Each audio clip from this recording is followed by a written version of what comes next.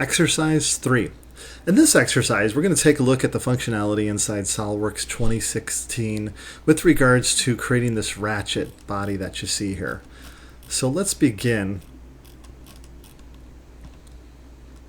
First of all, we're going to build the head of the ratchet, then the transition section, and finally the handle. I'm going to start off with the new part file. I'm in IPS for inch pound second. Also note at the bottom, if you ever need to change the units, you can change it right here, and edit document units brings you there automatically. Very similar to just going up to the tools options and setting what you need there. Okay, I'm going to go ahead and select the front plane and start a sketch.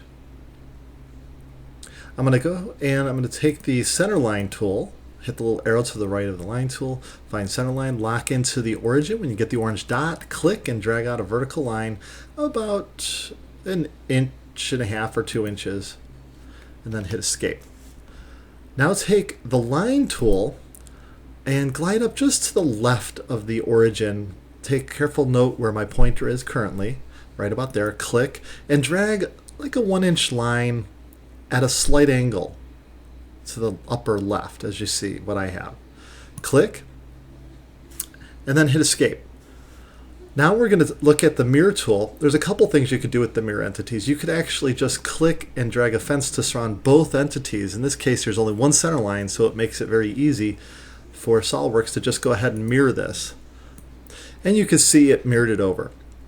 Now, rather than what some strategies are with new users where they draw circles, as an example, what not to do is where people draw circles like this. And then they go ahead and they draw the lines and they trim, and that's just a lot of work. Don't bother doing it that way. And here you could draw this without even using the trim tool in most cases. So over here in the upper left, we go to the arc tools, hit the little arrow to the right of the arc tools, and you're looking for tangent arc. Tangent arc automatically makes a tangent off of one point. Go ahead and click and drag it over the top and drag it to the other point. Click. Go ahead and do the same here. Click on the bottom vertex, drag it to the other one, and kind of go loop around versus go straight across, because sometimes that might transition to a different type of arc. But there we have our arc. Now we could go to the Smart Dimension tool and select the arc and dimension the bottom at 0.6 and the top at 0.75. Now you might notice that I'm at 2 decimal places. This is where we could use our little IPS button and edit document units. And then over here we could go ahead and specify 3 decimal places and hit OK. All right. I'm going to go ahead and then put one more dimension in. I'm going to dimension between the centers of the arcs. Now, sometimes it's difficult to see the centers if you're not looking carefully, so it's just easier sometimes to select the arc itself. Click on this arc at the bottom, click on this arc at the top. It automatically defaults to the centers. Move your pointer to the right and center the dimension, and just make that 0.75. Now you could hit escape on your keyboard, and you'll notice that this center point is floating. It's not attached to the origin, and that's what we want to attach. So there's a couple things you could do. You could, first of all, you might want to zoom up. You could scroll and zoom up to it, or you could hit the F key for zoom to fit.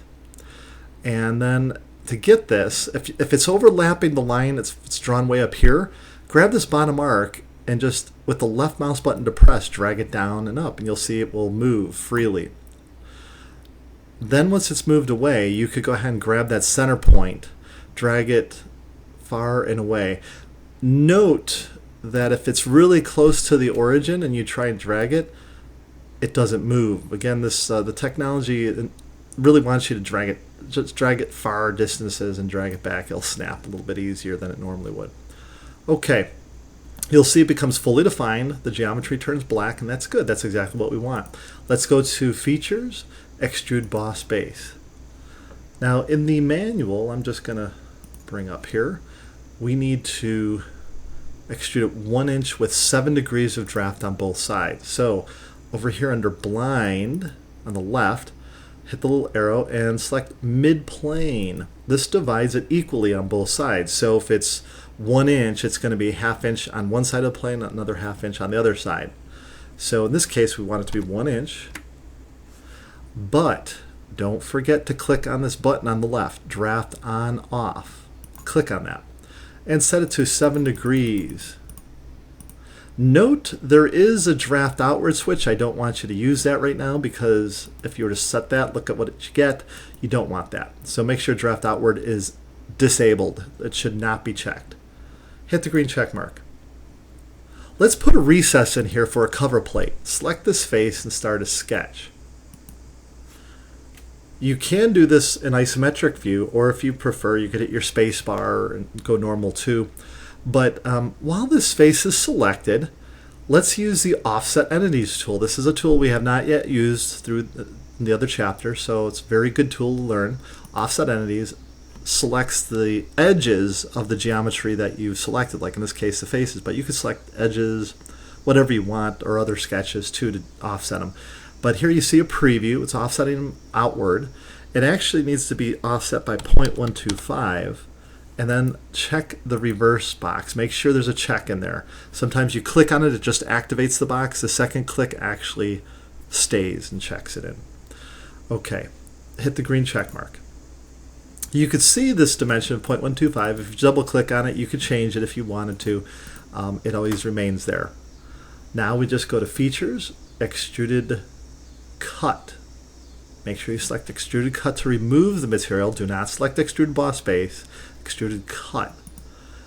Thus, we could put in 0.125 for the recess and hit the green check mark. We will not be adding draft on this as it's a machine feature technically. Okay, now we could go ahead and select that floor of that recess. Go ahead and select this face and start a sketch. Now this one might be easier done if we hit the space bar and either click on the front face here, or click on front right here, or normal too, any of the above. Okay, let's go to the circle tool, and from the origin, it's very easy to find the center of this arc. Draw out an arc about 0.3, maybe 0.325-ish, around there. Okay, now for this one, it's not so easy to find the center. So here's a little trick. Move the pointer to the edge of the arc that you want to find the center to. This works every time. Once it highlights it, I didn't click now. Be aware I did not click. Once it highlights, you will see the center point wake up, and now you could just move your pointer over there. Now you could go ahead and click and drag out your circle. Intersect the two. Don't get them tangent to each other like this. You don't want that. Intersect them so they're just slightly intersecting like that, so you get the little football in between. Now, let's go ahead and go to Trim Entities. Trim entities, there are several different types of trim. In this case, there's power trim or trim to closest. Let's try trim to closest first. And just click on what you don't want. So in this case, that bottom part of that little football, the toric that's in there, click on it. You'll see it disappears. If you want, try a power trim. Power trim's a little different. You just move your pointer in the region you want to erase, and it's just kind of like, imagine you're erasing it with a dry eraser. And you're just clicking and dragging through where the eraser would path. And then it removes that geometry in between. So I'm just holding the left mouse button down as I drag that. Okay, I'm going to lighten my screen up a little bit. If I hit this little arrow, you'll see there's different types of floors and things like that. Plain white brightens up a little bit, easier to see. Hit the green check mark in the upper left. Okay, now from here I could go to Smart Dimension and put the dimensions in. Now in this case, I'm getting a radial dimension. As you might have remembered in the earlier versions, the earlier exercises that we've gone through, SolidWorks, if it doesn't detect a full circle, it gives you a radius. So if you want to convert that, because that's important, especially if it's going to go out in the shop and this is going to be machined, so they can pick the proper size reamer. Again, you know, they might be working very quickly. You might want to give them a diameter solution instead. And so what you have the ability to do here is, in this case, you can see 0.35 and 0.5. Let me first change this to 0.35, and then I'll dimension this at 0.5, and then I'll show you what you could do. When they're selected like this, you could go over to Leaders, and right here you have diameter. Try that with the 0.35. Click on that. Oops. Okay, and I'm going to hit escape. One click. It's actually in a mode where it's there we go. I wanted to get the properties up there. You could either right click as well to do this. Here, there we go. Go to leaders and diameter. You could also right click, and there's options in there. Okay, so now go to features and extruded cut. And we're going to cut this pocket. Let's take a look at the manual here. The depth of 0.75. So go ahead and type in 0.75 and hit the green check. Again, it's cut extrude. If you don't have it in cut extrude, cancel it. Go to cut extrude. Otherwise, you're just going to build material on top of material. It'll just... Okay, let's go ahead and select the floor of that pocket and start a sketch. Again, normal 2 might be a good option, or click on the front plane after you hit the space bar. And let's put 2 circles in. Or we'll just put 1 in, actually. Click and at the center, drag out your circle and dimension it. Okay, in this case, it's going to be, let me just check my 0.375. Okay. Now, I'm going to go ahead and cut this. I'm going to go to extrude cut and select through all. Okay, so now I have that there. Now what I can do, if I hold the control key, I could drag off an additional copy. Actually, I'll do it from the feature tree here. I'm going to hold control and drag this right on that surface. So I'm holding control and the left mouse button. Both are depressed at the same time. Control is the one you want to click on first and hold it, and then you could go ahead and drag it from the feature tree. Release the mouse button first, and then you can release control. And it's going to tell you there are external relations. Do you want to delete them or leave them dangling? The external relation it's referring to is most likely the center point that was locked into the center of the arc below. If you leave it dangling, you could reattach it. It gives you a little red block. I'm just going to hit delete, and then I want to show you how to edit that. So you can see clearly as you rotate it, it's not centered. So what I want to do is I'm going to right click on that cut extrude in the feature tree, the cut extrude 4, and you'll see edit sketch. Click on that. Now here you could grab the center with the left mouse button, drag it around. What you could do to wake that up again, just like we learned earlier, drag it to an edge. Don't release it yet, just wake up that center point. Now you can drag it back, release it, and hit the rebuild button at the top. Rebuild regenerates the model with the changes made. And there it is.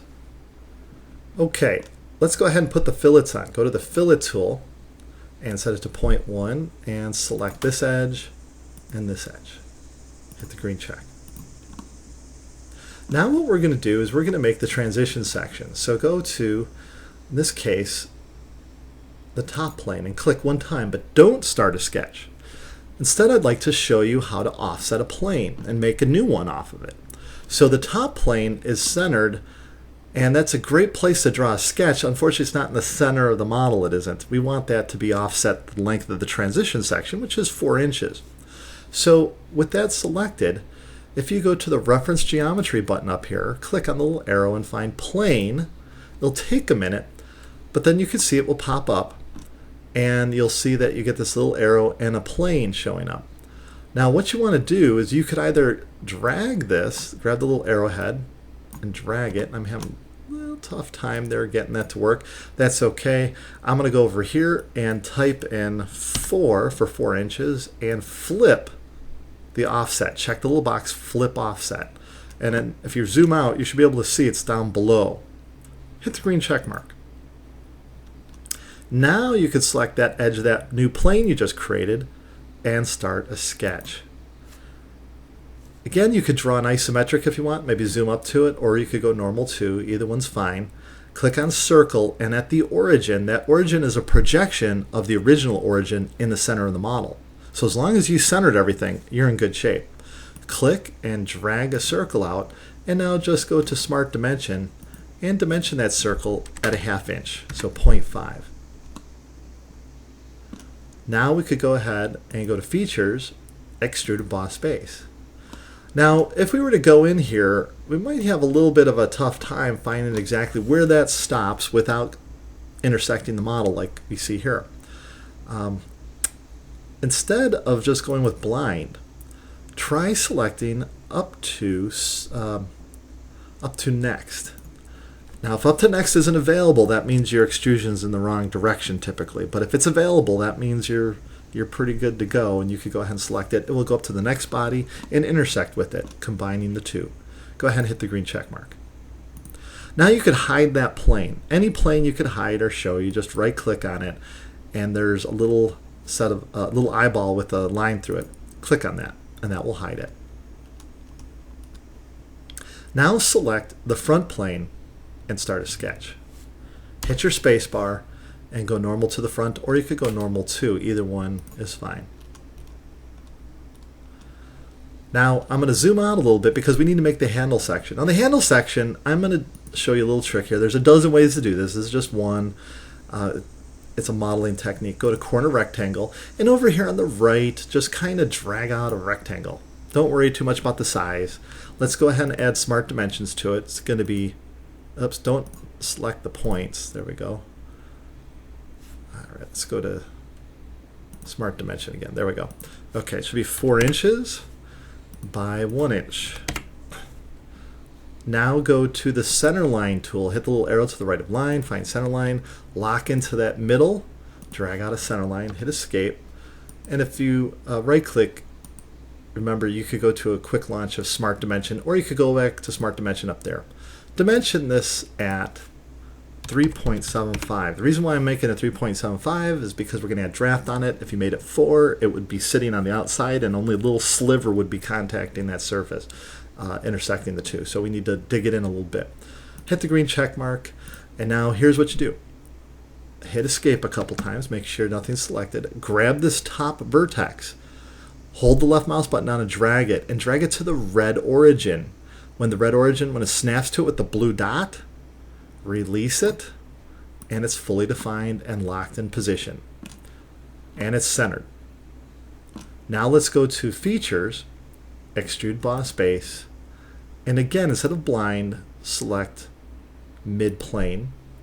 It's only going to go 3/4 of an inch, so 0.75, and turn on the draft tool. It should remember the 7 degrees of draft, and that's good. Hit the green check mark.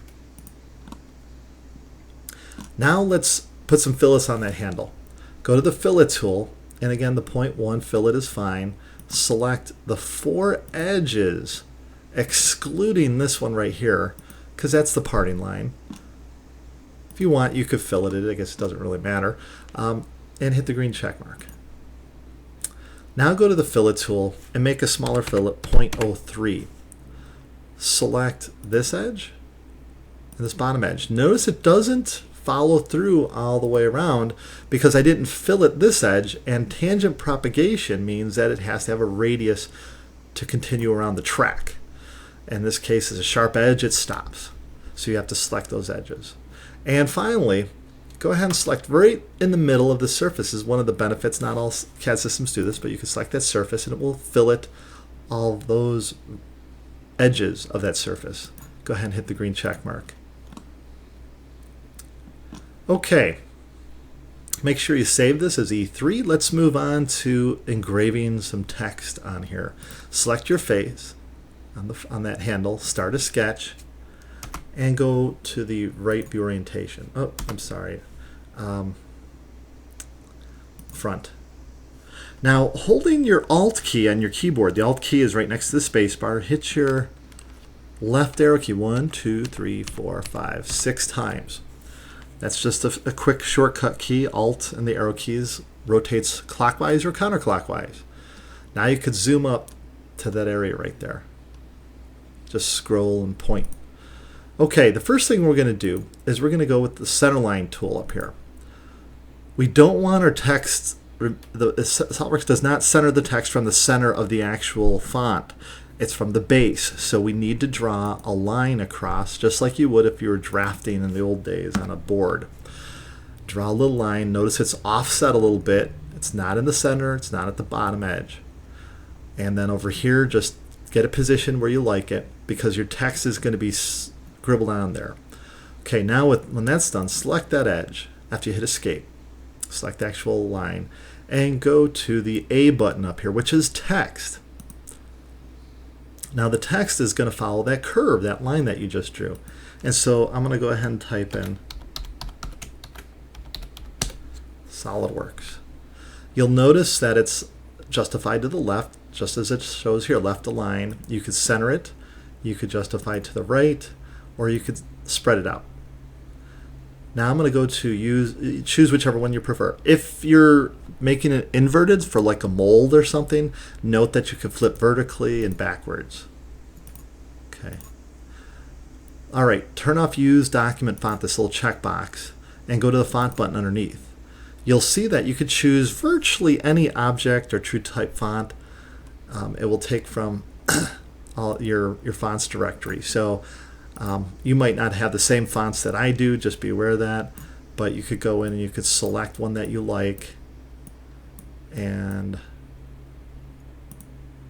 the curly ones don't always work well, so stick with something that's bold typically, but don't use the bold over here. The oblique is fine, but the bold is has some issues. What happens is that it spreads it out, and then unfortunately sometimes intersecting geometry occurs, and thus it's no longer like a watertight solid condition. It can't cut it. Alright, so I picked one here. I'm going to go with oblique. Remember, don't go with the bolds. Those usually screw it up more than anything. Okay, now as far as the points, you could set it to points, or in this case I want it to be 1/4 of an inch. And if you click on oblique again, it resets it so you can kind of see a preview. And hit OK. Now in this case, it's just too big. It won't fit. So I'm going to have to go to font again and choose something a little bit less wide. Let's see here. The scripts don't work very well all the time. And if you do a script, be aware that you probably will need to change it a little bit. Okay, that one works pretty well. In fact, actually, I can make it a little bit bigger. I'm going to go with 0.375.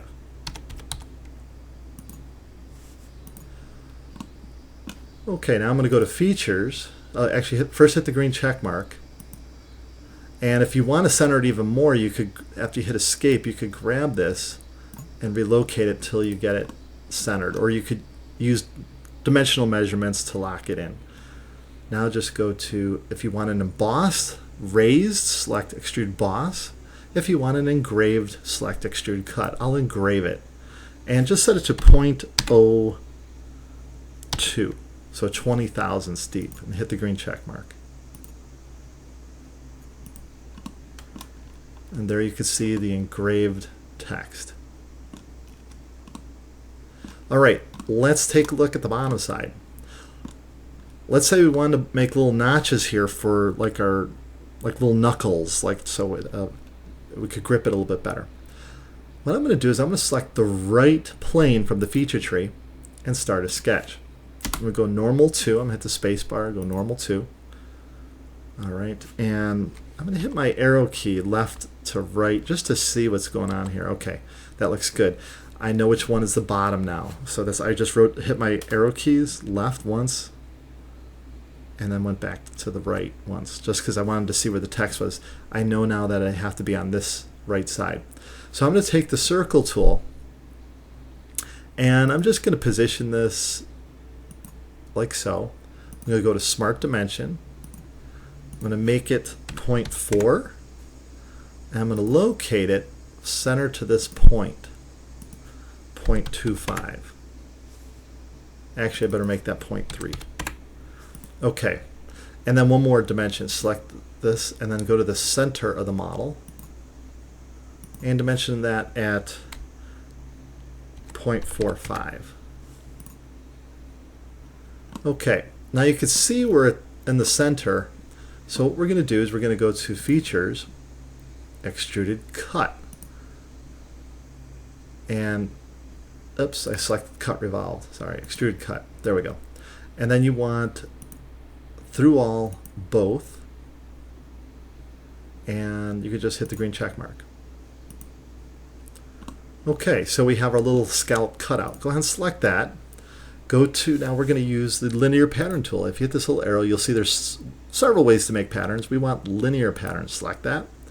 The trick to a linear pattern is select an edge in the direction you want it to travel. So like this edge right here would be perfect. Oh, for direction actually, let's clear that out and select this edge. Direction 2 don't worry about because we're only going in one direction. Okay, and then the features and faces, select that little box and click on this. Now you can already see a pattern forming, and right here you could adjust it by just bumping this little arrowhead up until you get it to where you like it. So let's say we want them to be a 1/2 inch positioned away from each other, and then over here this is the number of instances including the one that you started with. Okay, so you have the ability to tinker with that a little bit. And then hit the green check mark, and there's our cutouts. Now you can fillet those too. Just go to the fillet tool. We'll go with 0.02, and then you could just select the faces. We could pattern this as well. It's just good practice though to fillet. And that concludes this exercise. The labs that are associated with it, you're welcome to try on your own. If you want, stay on this video and I will go through them in just about a second here. So otherwise you could pause and try them on your own and then watch them later, or whichever one you want to do. Okay, let's get started. The first lab, which is on page 44, looks like a key cover. So, and it, believe it or not, this encompasses almost everything we learned today. So what we're going to do is we're going to make this. Okay, so I'm going to start with a new part file. I'll do this on the top plane. I'll start a sketch, and I'm going to draw just like we started off with, a center line. Whenever anything's symmetric, always think center lines. They're very useful. Draw that little line at this angle, and select the whole group and mirror it over. So really this is just a rehash of what we did earlier. Now you could go to tangent arc, click on this corner to this corner. Be careful, tangent arc is not, you don't want the top to be tangent. This is a little different. It's going to look a bit bigger. So what I would recommend is actually using the 3-point arc. Click and drag clear across to click here, 3-point arc, that's the way it works. Make it really big and click like that. Okay, now we're going to go ahead and we're going to add some dimensions to this. So this bottom dimension here, let's look at the print, is 0.6 and the top is 1.5.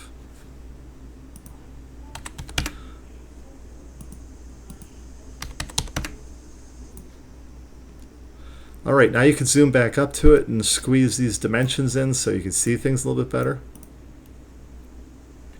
And then finally, the dimension here between the two is 2 inches. So dimension from arc to arc, 2. And then you have to put in an angle dimension. So this goes back, this is 35 degrees from this. Oops, I didn't want that. Actually hit escape if that happens to you. Go back to smart dimension. Don't get those center points by accident. Okay, and this is 35. And we could actually just position it now. So I'm going to hit escape and grab the center point and drag it to the origin. And when it snaps blue, you lock it in. If it turns black, you're in good shape.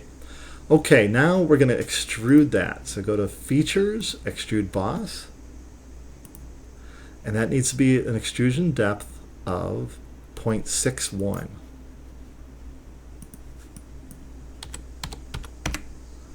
And there's draft on it. So let's take a look at the draft. The typical draft is 16 degrees. So over here, turn on your draft, type in 16, hit enter, and hit the green check mark. Now there's 2 fillets that need to be added, a radius of a 1/2 inch and a radius of 0.25. Sometimes you need to, a lot of times with filleting, order of operations is very important, just like mathematics, because behind the scenes, it is mathematics, the underlying code. So Let's try our large one first, 0.5. Select this edge. And when you don't see a full preview and you have full preview selected, that's not a good thing. That means it's probably going to fail. In fact, if I hit the green check mark, it gives me a warning, failed to create that fillet. And most likely it's due to, see it's highlighting this edge here. So hit close, and let's right click and clear that selection. Let's go with the smaller one of 0.25. Select this edge, and then you could go to multiple radius fillet and select this edge. And then this one you could set differently to 0.5.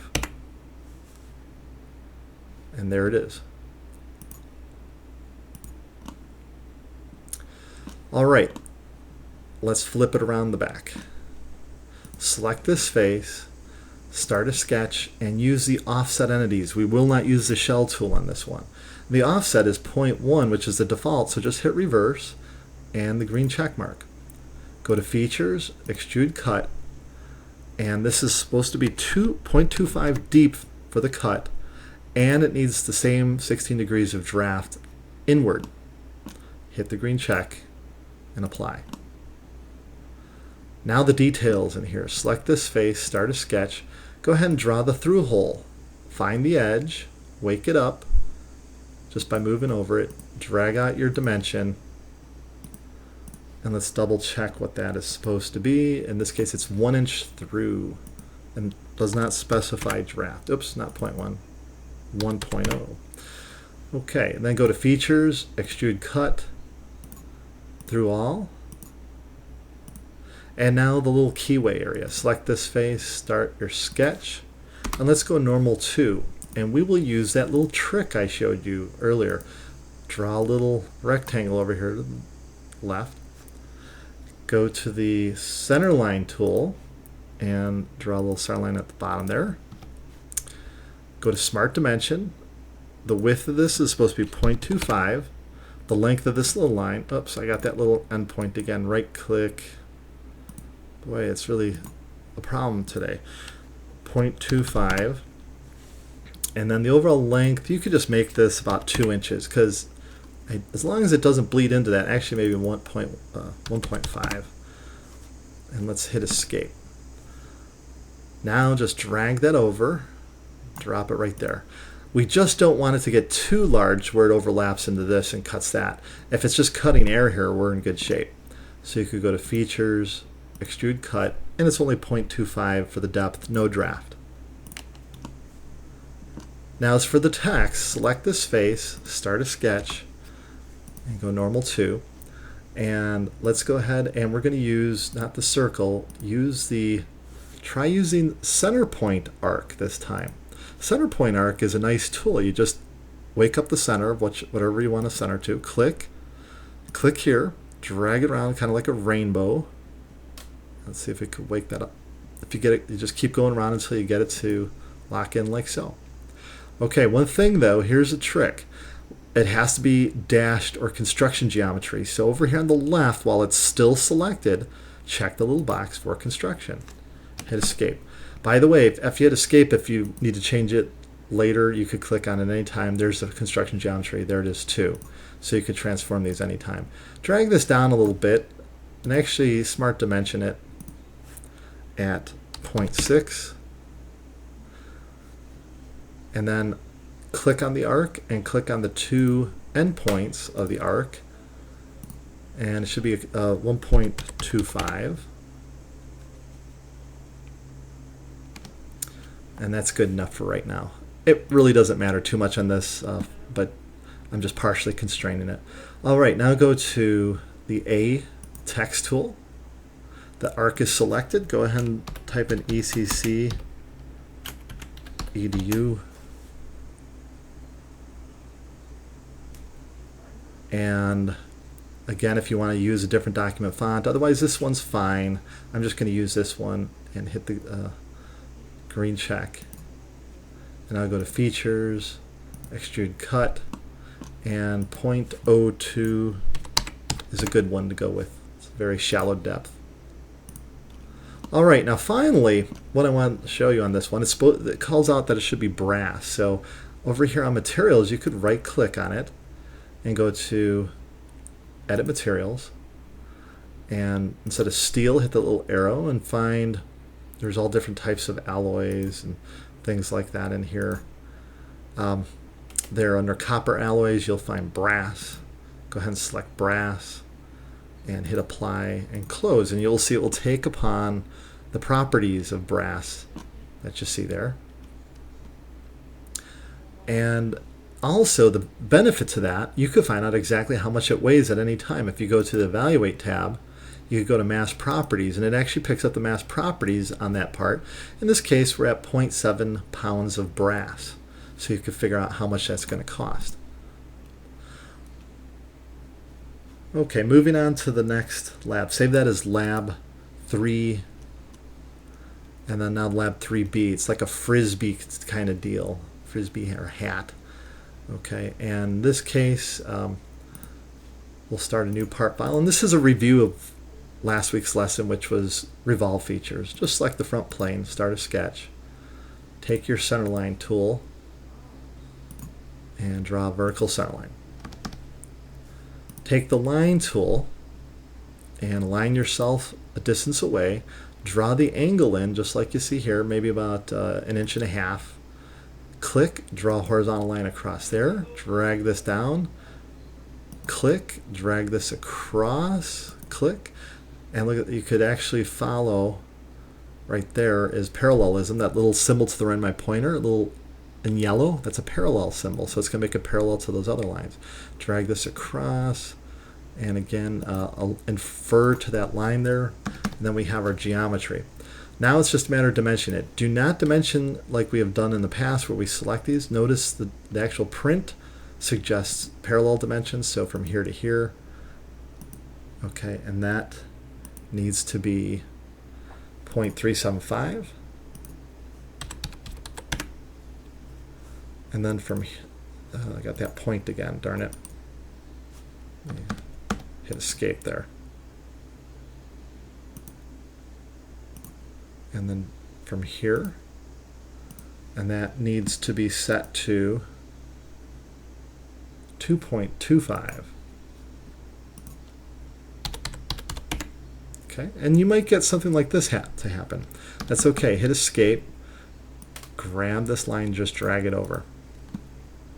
Now we could add some of the other dimensions. So for, darn it, oh, these little points are very, just getting them today like crazy. So this is 0.25, I believe. And then you just go through and essentially add all the other dimensions as it calls out in the print. And every time it starts doing this, you could go ahead and drag these things out. And finally, this dimension from this point to the center line. And remember, if you drag it to the right of the center line, you get a diameter, which is supposed to be 1 inch. Let's get a couple more dimensions in here. So 1.5 for the height.